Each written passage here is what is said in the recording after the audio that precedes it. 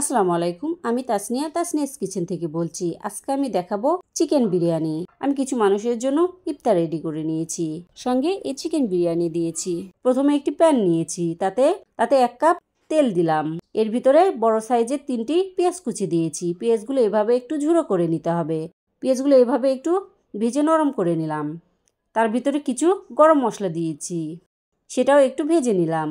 এবার এর ভিতরে 1 মুঠো কাঁচামরিচ দিলাম। কাঁচামরিচটাও ভালো করে একটু ভেজে নিয়েছি। এবার এর ভিতরে 1/2 কাপ পেঁয়াজ বাটা দিয়েছি। পেঁয়াজ বাটাও ভালো করে একটু ভেজে নিলাম। ভেজে নেওয়া হয়ে গেলে 1/3 কাপ কাজু বাদাম পেস্ট দিয়েছি। আদা রসুন বাটা একদম ভরে 3 টেবিল চামচ দিয়ে দিলাম। দিয়ে আবারও ভালো করে এভাবে একটু কষিয়ে নিব। অবশ্যই ভালো করে কষিয়ে নিতে হবে, না হলে মশলার কাঁচা গন্ধ লাগবে। আমি 5 থেকে 7 মিনিট ভালো করে কষিয়ে নিয়েছি। এর ভিতরে 1/2 কাপ বিরিয়ানি মশলা দিলাম, দিয়ে আবারও ভালো করে একটু মিশিয়ে নিলাম। এবার এর ভিতরে 1.5 টেবিল চামচ লবণ দিয়েছি। লবণটা দিয়ে একটুখানি মিশিয়ে নিলাম। তার ভিতরে 1/2 কাপ পানি দিলাম, যেন পেঁয়াজগুলো পুড়ে না যায়। একটুখানি নেড়েচেড়ে এর ভিতরে 3 টেবিল চামচ গুঁড়া মরিচ দিয়ে দিলাম। তার সঙ্গে 1/2 টেবিল চামচ গরম মশলার গুঁড়া দিলাম। ওইটাও একটু ভালো করে কষিয়ে নিব। আমার সবগুলো মশলা সুন্দরভাবে কষিয়ে নেওয়া হয়ে গেছে। এবার এর ভিতরে 2.5 কেজি পরিমাণ মুরগির মাংস দিলাম। আমি মুরগির মাংসগুলো একটু ছোট করে নিয়েছি। আমি অনবরত নেড়েচেড়ে ভালো করে কষিয়ে নিলাম। এই 10 মিনিট মতো কষিয়ে নেওয়া হয়ে গেলে 1/4 কাপ টক দই দিলাম। অবশ্যই টক দইটা দেওয়ার চেষ্টা করবেন। এবার ভালো করে মাংসগুলো কষিয়ে নেওয়া হয়ে গেছে। আমি এভাবে কষিয়ে নিয়েছি। এবার ঢাকনা দিয়ে ঢেকে দেব 10 মিনিট মতো। 10 মিনিট পর ঢাকনা খুলে আবারও একটু নেড়ে দিলাম যেন মশলাগুলো পুড়ে না যায়। নেড়ে চেড়ে আবারও ঢেকে দিলাম 10 মিনিট মতো। এর মাঝেই মাংসগুলো সুন্দরভাবে সিদ্ধ হয়ে যাবে। আমি 80% সিদ্ধ করে নিয়েছি। এবার মাংসগুলো এক সাইডে রেখে দিলাম। এবার চুলাতে বড় সাইজের একটা হাঁড়ি বসিয়ে দিয়েছি। এবার এর ভিতরে 2.5 কাপ তেল দিয়ে দিলাম। তেলগুলো একটু গরম করে নিলাম। তার সঙ্গে কিছুটা গোটা মশলা দিয়ে দিলাম, একটুখানি নেড়ে নিলাম। এবার এর ভিতরে 2 কেজি পোলাওয়ের চাল দিলাম।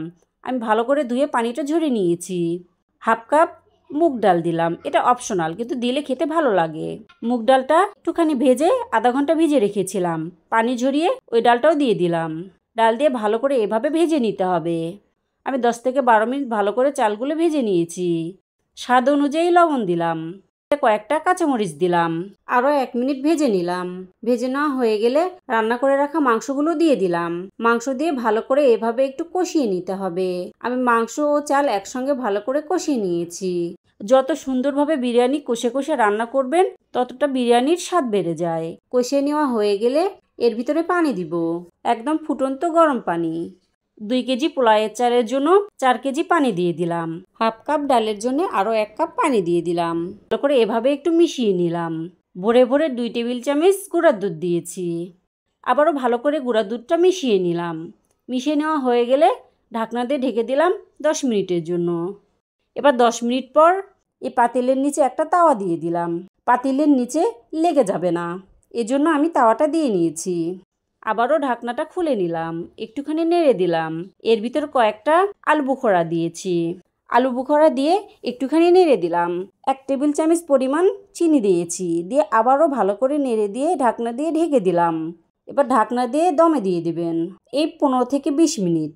আমি একবার ঢাকনা খুলে নেড়ে দিয়েছি। এর মাঝে চালটা সুন্দরভাবে সিদ্ধ হয়ে যাবে। এবার 20 মিনিট পর বিরিয়ানিটা আবারও একটু নেড়ে দিলাম। এই পর্যায়ে আলতো হাতে নেড়ে দিবেন। আমার বিরিয়ানিটা সুন্দরভাবে হয়ে গেছে। আপনারাও এভাবে বানিয়ে নিতে পারেন। খেতে কিন্তু দারুণ হয়েছিল। আমি খুব সহজভাবে বাবুর্চি স্টাইলে চিকেন বিরিয়ানি বানিয়েছি। আমার এই রেসিপি ভালো লাগলে আমার চ্যানেলটিকে সাবস্ক্রাইব করবেন, লাইক, কমেন্ট ও শেয়ার করবেন। আল্লাহ হাফেজ।